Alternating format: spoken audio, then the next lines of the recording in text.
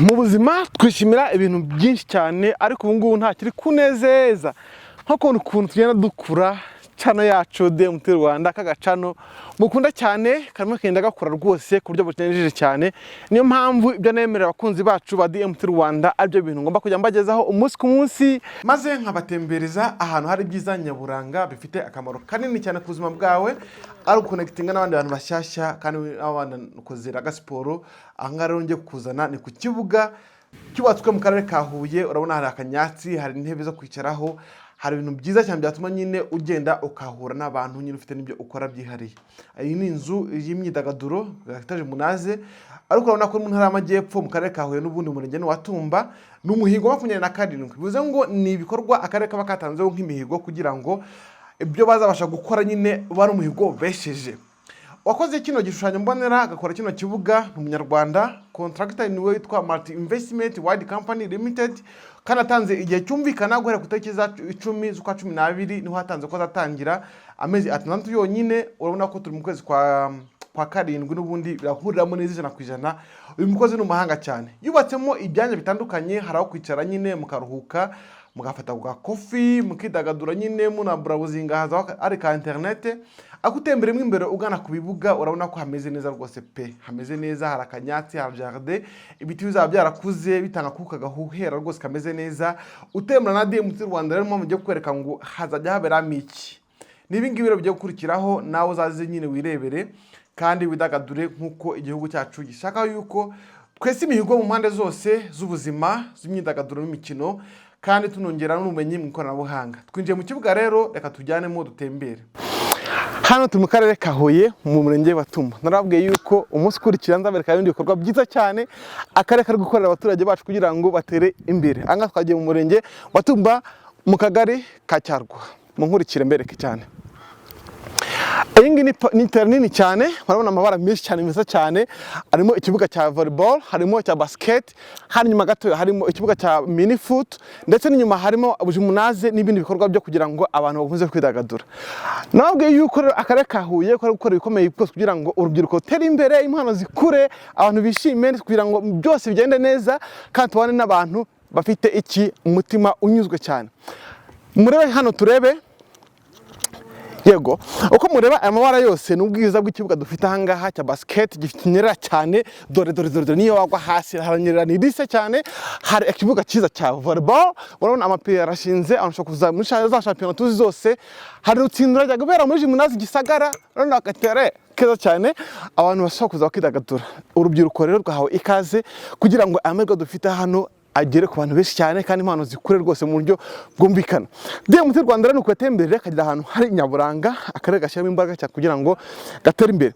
Nababwiye ko hari ahantu hari internet y'ubuntu, mujyana n'ibintu byoroshye bisanzwe byo kuvuga ngo akarere kashaka ko urubyiruko rutera imbere, ariko buriya umurongo mukuru w'igihugu giba gifite kugira ngo abaturage bagire ubuzima bwiza, bakuze impano, babone amafaranga, bagire ubukerarugendo. Nibyo bintu akarere kawe kamye kubakiye kuva kera cyane, igicumbi cy'abanyabwenge. Butare yacu hafi y'umupaka w'u Burundi, hafi y'amasoko nka rya Rubondo, hafi ya Gasarenda, hafi y'isoko rya Huye rikomeye cyane. Ni ahantu ushobora kuza no ukareba imikino. Urabona hirya no hino hari intebe, haradanduye cyane, hari Munaze inyubako nziza cyane, hari ibikorwa remezo Munaze akoga akanisukura akamugenda byose amaze kumera neza.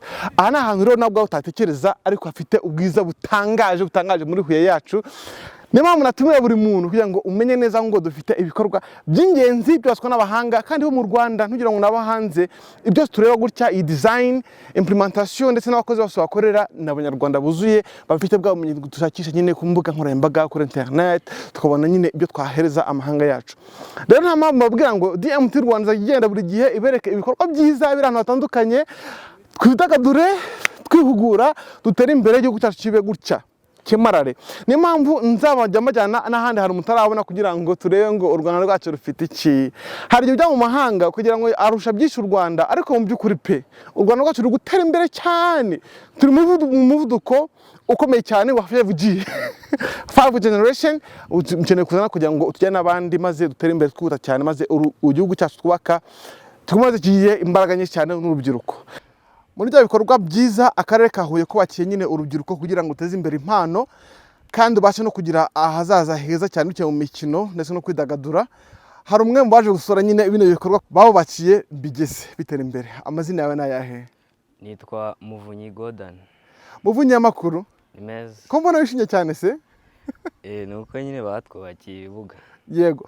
Nk'umuntu utuye hano hafi cyane buriya hari ukuntu baba babyumva bavuga ati batinze kurangiza burundu mpite nzana idundira agapira kanjye.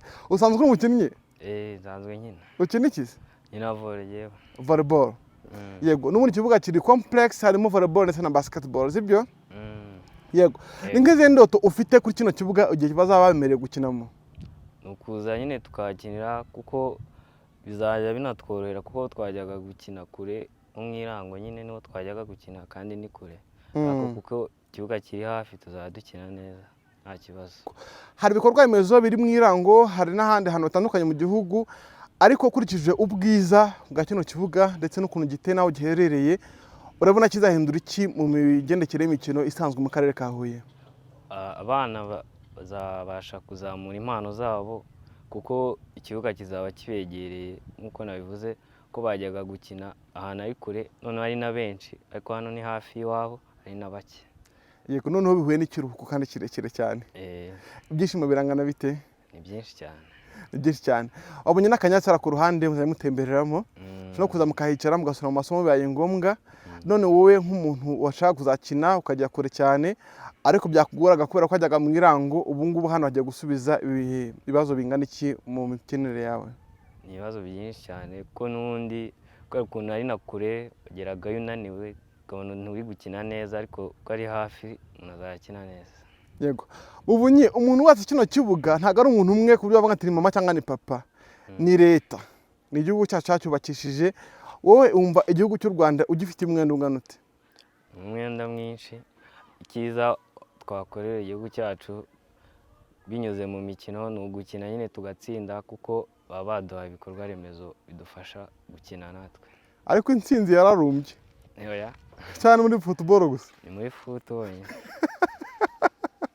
Yego, abakinnyi ba football nabo bakiye akabuga ka mini foot. Yego, ashobora kuza bagatyaza impano zabo bakabasha kujya batsinda noneho handi tubarenga none mu matsinda harya. Kuno mu matsinda ngo tubarenga noneho bikazagira igihe nubara u Rwanda twana ibikombe ku rwego mpuzamahanga. None urubyiruko rutuye mu nkengero za hano cyangwa se nakora utazi ko bino bikorwa bihari, ni nk'irerabu abahereza? Ubu nabahereza nuko nyine igihugu cyacu kiradukunda pe ko kituzanira ibikorwa remezo bidufasha gukina.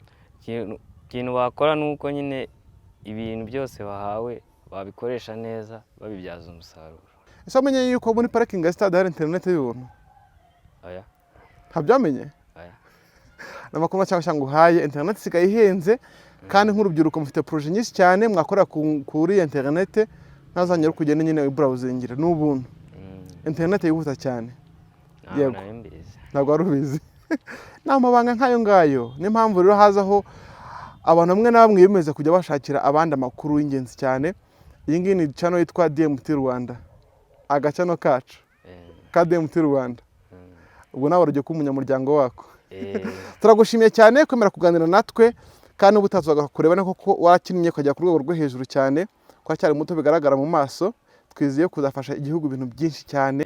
Sibyo?